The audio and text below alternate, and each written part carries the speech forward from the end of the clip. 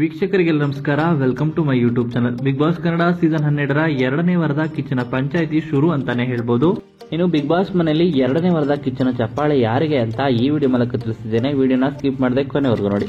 ನಿಮ್ಗೆಲ್ಲ ಗೊತ್ತಿರೋ ಹಾಗೆ ಪ್ರತಿ ವಾರನೂ ಕಿಚ್ಚನ ಚಪ್ಪಾಳೆ ಅಂತೂ ಸಿಕ್ಕೇ ಸಿಗುತ್ತೆ. ಅದೇ ರೀತಿ ಮೊದಲನೇ ವಾರ ಕನ್ನಡ ಜನತೆಗೆ ಕಿಚ್ಚನ ಚಪ್ಪಾಳೆ ಸಿಕ್ಕಿತ್ತು. ಆದರೆ 2ನೇ ವಾರದ ಕಿಚ್ಚನ ಚಪ್ಪಾಳೆ ಯಾರಿಗೆ ಸಿಕ್ಕಿದೆ ಅನ್ನೋ ಕುತೂಹಲ ವೀಕ್ಷಕರಿಗಂತೂ ಇದ್ದೇ ಇದೆ.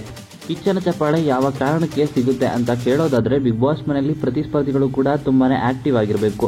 ಟಾಸ್ಕ್ ಅಂತ ಬಂದಿರಬಹುದು ಅಥವಾ ಮನೆ ಕೆಲಸ ಅಂತ ಬಂದಿರಬಹುದು, ಎಲ್ಲದರಲ್ಲೂ ಮುಂದೆ ಇರಬೇಕು. ಮತ್ತೆ ಎಂಟರ್ಟೈನ್ಮೆಂಟ್ ಅಂತೂ ಇದ್ದೇ ಇರಬೇಕು. ಇದರಲ್ಲಿ ಗಿಲ್ಲಿ ಕೂಡ ಈ ವಾರ ತುಂಬಾನೇ ಟಾಪಲ್ಲಿದ್ದಾರೆ.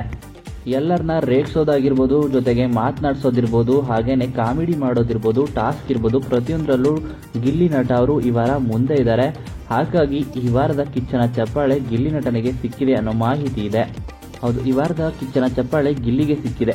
ಇನ್ನು ನಿಮ್ಮ ಪ್ರಕಾರ ಈ ವಾರದ ಕಿಚ್ಚನ ಚಪ್ಪಾಳೆ ಯಾರಿಗೆ ಸಿಗಬೇಕಿತ್ತು ಅಂತ ನಿಮ್ಮ ಅನಿಸಿಕೆಯನ್ನು ಕಮೆಂಟ್ ಮೂಲಕ ಕಮೆಂಟ್ ಮಾಡಿ ತಿಳಿಸಿ.